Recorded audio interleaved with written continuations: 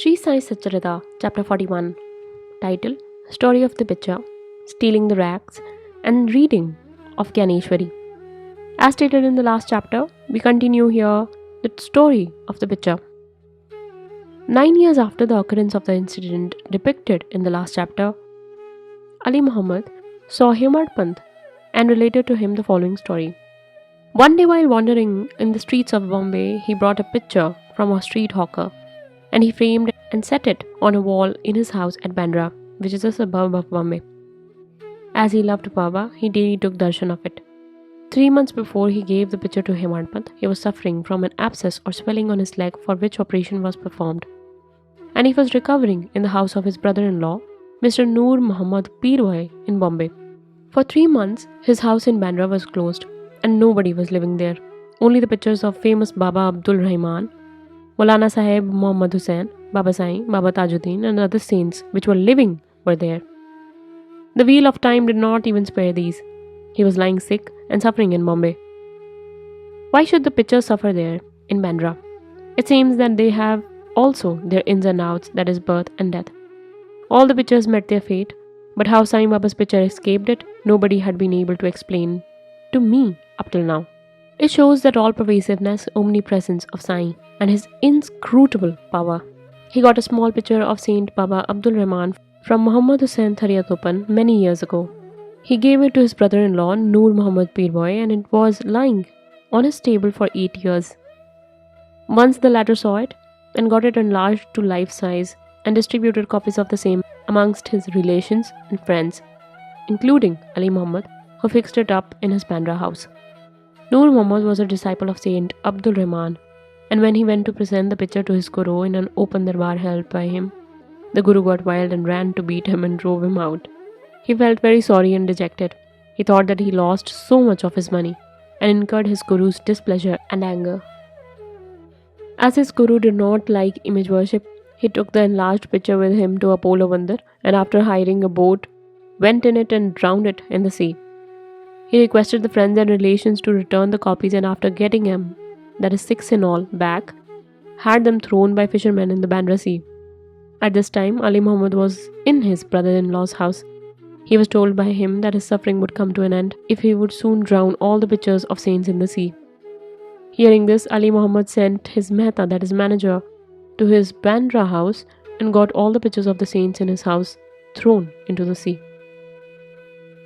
When Ali Muhammad returned home after 2 months, he was surprised to find Baba's picture on the wall as before.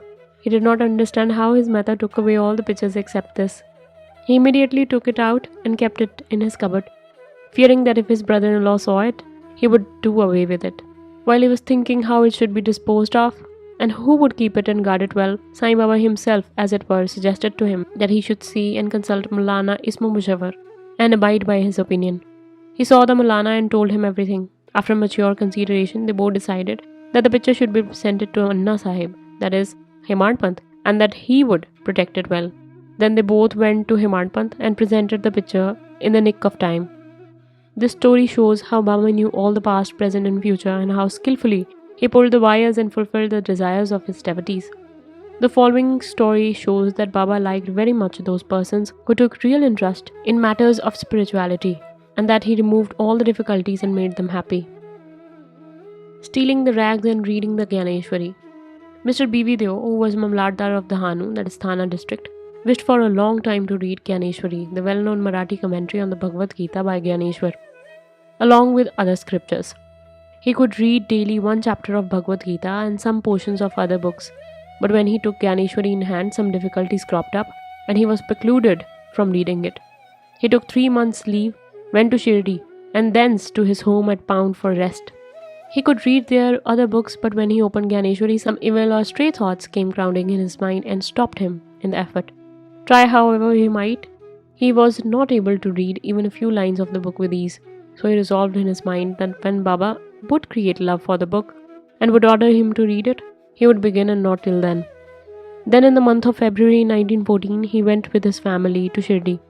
Their Jog asked him whether he daily read Jnaneshwari. Deo said that he was desirous of reading it, but he was not successful, and that only when Baba would order him to read it, he would commence. Jog then advised him to take a copy of the book and present it to Baba, and to start the reading after it was consecrated and returned by him.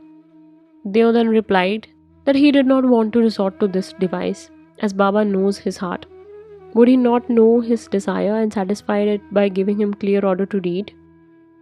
Deo then saw Baba and offered 1 rupee as dakshina. Baba asked for rupees 20, which he gave. At night, he saw Balakram and inquired how he secured Baba's devotion and grace. Balakram told him that he would communicate everything the next day after Aarti. When Deo went for darshan next day, Baba asked him for rupees 20, which he gave willingly. As the masjid was crowded, Deo went aside and sat in corner. Baba asked him to come close and sit with calm mind, which Deo did. Then after the noon Aarti was over, and after the men dispersed, Deo saw again Balakram and asked him his previous history, what Baba told him, and how he was taught meditation. Balakram was going to reply when Baba sent one Chandru, a leper devotee, to call Deo to him. When Deo went to Baba, the latter asked him when and with whom and what he was talking. He said that he talked with Balakram and heard from him his fame. Then Baba asked again for rupees 25 as dakshina, which Deo gladly gave. Then Baba took him inside and sitting near the post charged him, saying, "You stole away my rags without my knowledge." Deo denied all the knowledge of the rags, but Baba asked him to make the search. He searched but found none. Then Baba got angry and said, "There is nobody here. You are the only thief. So grey-haired and old, you came here for stealing?" After this, Baba lost his temper, got terribly wild, gave all sorts of abuses and scoldings. Deo remained silent and watching, and thought that he might get a beating also. After about an hour or so, Baba asked him to go to the Vara. He returned to the Vara and told Jog and Balakram all that had happened. Then in the afternoon, Baba sent for all and Deo also, and said that his words might have pained the old man, that is Deo, but as he committed the theft, he could not but speak out. Then Baba asked again for rupees 12. Deo collected the amount, paid it, and prostrated himself before him. Then Baba said to him, "What are you doing?" "Nothing," replied Deo. Then Baba said, "Go on daily reading the Pothi, that is Jnaneshwari. Go and sit in the Vara. Read something regularly every day, and while reading, explain the portion read to all with love and devotion. I am sitting here ready to give you the whole gold embroidered shela, that is a valuable cloth. Then why should you go to others to steal rags, and why should you get into a habit of stealing?" Deo was much pleased to hear the words of Baba, for he asked him to start reading Pothi, that is Jnaneshwari. He thought that he got what he wanted, and that he could read a book with ease thenceforth. He again prostrated himself before Baba and said that he surrendered himself unto him, and that he should be treated as a child and be helped in his reading. He realized that what Baba meant by stealing the rags, what he asked Balram, constituted the rags, and Baba did not like his behavior in this respect. As he was ready to answer any question, he did not like him to ask others and make unnecessary inquiries, and therefore he harassed and scolded him. Deo thought that he really did not harass or scold him, but taught that he was ready to fulfill his desires and there was no use in asking others in vain. Deo took the scoldings as flowers and blessings and went home satisfied and contented. The matter did not end here. Baba did not stop with only issuing an order to read. Within a year, he went to Deo and inquired about his progress. On 2nd April 1914, on Thursday morn, Baba gave him a dream vision. He sat on the upper floor and asked him whether he understood the Pothi. "No," answered Deo. Baba said, "Then when are you going to understand?" Deo burst into tears and said, "Unless you shower your grace on me, the reading is mere worry and the understanding is still more difficult. I say this definitely." Baba said, "While reading you make haste, read it before me in my presence."